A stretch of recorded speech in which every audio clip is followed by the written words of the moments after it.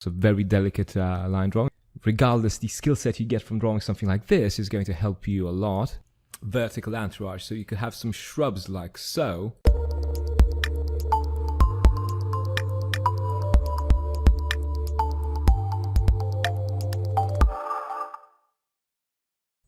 Let's have a look at some landscape design.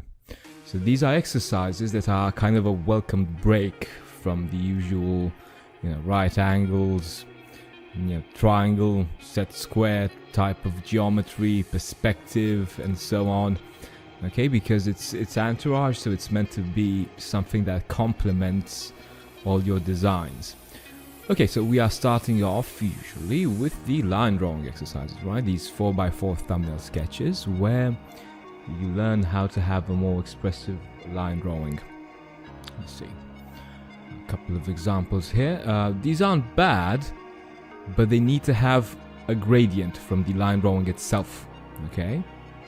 That's basically the gist of it. Yeah, stuff like this is really, really good, like with a strong gradient. You kind of need to press more on a pencil than slowly lose the intensity of the line. Okay. So yeah, a couple of examples of that, of the thumbnail sketches. This is a perspective of many drawings. Yeah, this is good. Again, a gradient. Cool, so this is like point number 1. Point number 2 would be drawing trees and facade. Okay, so something like this. Obviously, you are going to use these for, your buildings, your 1 to 100 drawings, and so on, because they are decently detailed. This one here looks like it's kind of like a fishbone or something, so it's not the best. Maybe something more like this. You can draw it with markers, or you can draw it with a pencil or 2B pencil, or liner, etc. Okay, one important thing is to understand that they are volumes, so they need to have shadows at a third. Okay, and obviously if we are drawing this in colored crayons, they are going to have the shadow done in colored crayons. Obviously the cast shadow is behind this, okay, somewhere on the right hand side. Right, there we go. Cool, more of this, yeah. Then number 3 would be moving on to planar trees. Okay, so planar view trees. You see we got a couple of trees here. Just normal trees, probably evergreens, and some small shrubs. Okay, this is a good example here. It's kind of lacking, variety. And by the way, I hope you are taking notes on this, because it's a quite important lesson. So what I would do is create more branches to be fair, right from the top view, just to make sure this looks like an evergreen. And always keep in mind, trees need to be to look like spheres from the top view. Okay, let's move on. Yeah, this is good. This is good. Yeah, kind of always get used to drawing trees with a very strong contour. Right, so you need to get the very strong contour lines together. Right, and branches. A good idea would be to thicken the contour with the specific shrubs line drawing. Okay, contour. So right, just like this weird line that goes. Okay, around our shape. Cool, yeah, these are very good, very poetic, very sensitive. You can see like different styles of graphics. Some of them are more sensitive, some are more like rational. Okay, good here as well, very good. Next up, number 4 would be studying some variations. Okay, so those would be maybe rocks like these. Remember a couple of good ones here. 1 second. Yeah, something like this. Right, so these rocks, this is very good. They're a very good break from the usual boxes, mostly because you still have straight lines and edges, but you need to show more of a polygonal shape, right? Whilst still having cast shadows. Okay, and shadowed faces. Tree bark is also a very good exercise for getting the graphics. This is number 4. Yeah, these are slightly more rational.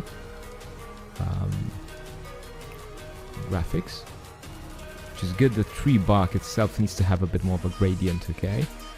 So these individual pieces of bark need to have like a gradient going down. Okay, I've got a little woodpecker here. This is good. This is good planar graphics. Imagine this with a simple house, like a simple rectangle, or something that's very geometrical. This is good as well. So very delicate line drawing. A very sensitive person did this this drawing. It's just slightly more rational, right? Because it's lacking detailing. Okay. And number 5 would be the foreground elements. So we did draw a lot of trees and shrubs. These are little shrubs. These can be used to hide the horizon line, just like so, okay? But we do need to draw something that would be in the foreground, something like this, okay? This is, by the way, again, this is very good graphics, marker graphics, very nice. But we need to detail a bit of the large trees. One thing I really hammer on, and point out to my students is that when you're constructing a tree, I recommend you construct it from ellipses. Okay, so you get like this weird shape that starts from ellipses, and also adding something like a tree branch in the foreground. I'll just sketch on there in the perspective to show you how it all fits together. Okay, again, the tree canopy needs to be a lot larger than the tree trunk itself. The branches sort of need to leave like this gap here, right, where they they form the canopy. You can't really have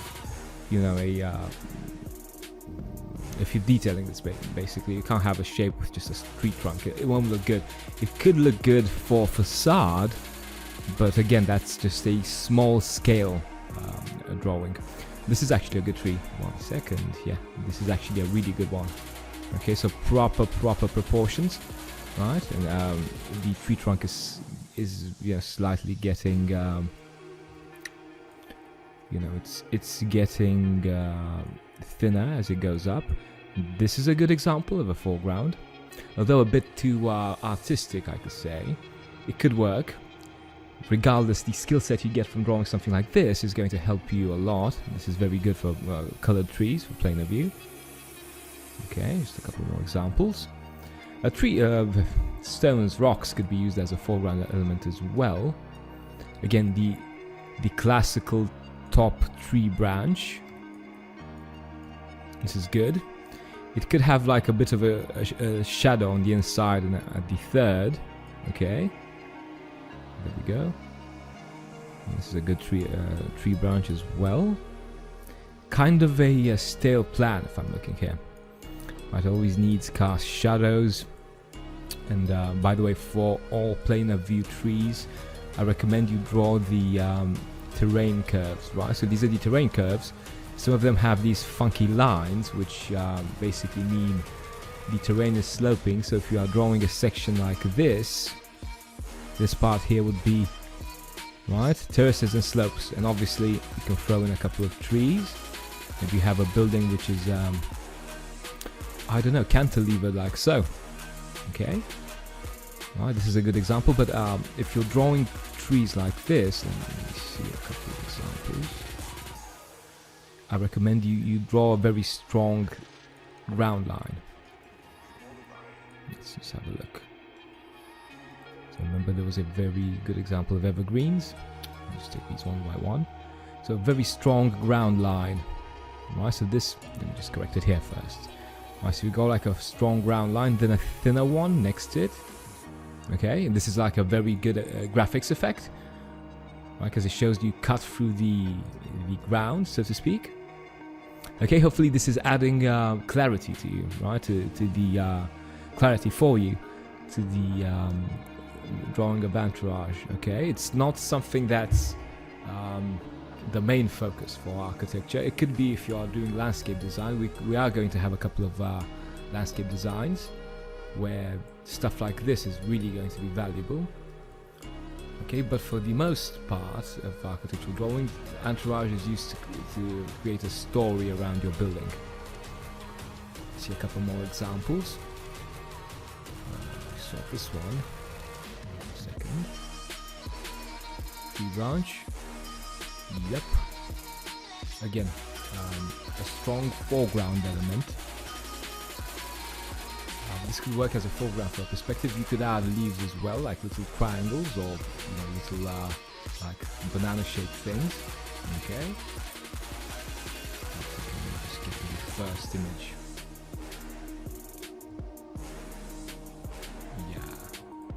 You can see this is kind of a ground line, but don't ever make them symmetrical. Let's just go for a black color.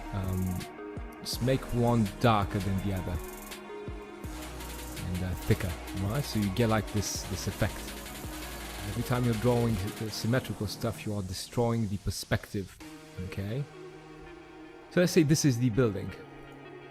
Okay, so what we are going to do here is just add an alley, so you've got clarity to where you're heading. And this being a horizontal building, just get another color here, it's the back edges. We're going to probably draw vertical entourage, so you could have some shrubs like so, that cover up the horizon line. You could have one of those branches in the foreground. You could have another one of those trees detailed here. Shrubs and everything in the foreground as well. Okay, you can add stones as well, maybe some stairs here with stones and shrubs and everything. If you draw by the way, this is very important, this is case number 1. You've got a horizontal building with vertical entourage. What happens if you have a vertical building? Just 1 second, let me just sketch this thing here. Boom, boom, boom. Well, I recommend you draw horizontal entourage. So you go for more of a tree that looks like this. It's a more horizontal one. Okay, and obviously very strong foreground here. A lot of shrubs. The stuff that would create a horizontal that would compensate the building being a tower. Okay, so everything works in composition. You don't want horizontal entourage with a horizontal design. Okay, we're going back. These are kind of the elements of entourage that you need to know. Hopefully you've taken notes. 3 things you could take from this lesson and apply right now is the rule with the specific buildings and their type of entourage. These 2, right? Then the thumbnail sketches for the line drawing. These are very, very important. So you get the graphics for something like this. And then just play around with different types of geometry. Always remember, everything we are doing here is going to be used in a future lesson, so it's not just just for study's sake. Let's draw like a red pine from I don't know where. No, it's something that that specific pine, that specific evergreen or whatever it is going to be used in a future drawing. Okay, for a more advanced design. For color composition, just go for something like this. Again, it depends on how the building is going to look like. Right, these are good. It's going to be a bit thicker and the gap a bit smaller, right? Cool. This is it. Hopefully you've taken notes, and I'll talk to you soon. Take care. Draw nicely. So if you want to take your architectural drawing and design skills to levels you never thought possible, get that portfolio for architecture school, get those skills that you can learn from going to university, then visit me on my website, freehandarchitecture.com. I've got a fair bit of information here. You can see a couple of my students' drawings, what they did, how they progressed. You also have free videos, free lessons. This is me sketching here from the live lessons. We are going to talk about architecture, interior design, product design, architecture history, landscape design, urban design, everything. Have a look at the courses here, right? They shared on my website. If you are really, really determined, then feel free to click on the little box on the right and drop me a line. I'll get back to you within 24 hours and we are going to start the architecture drawing lessons after. Take care, draw nicely.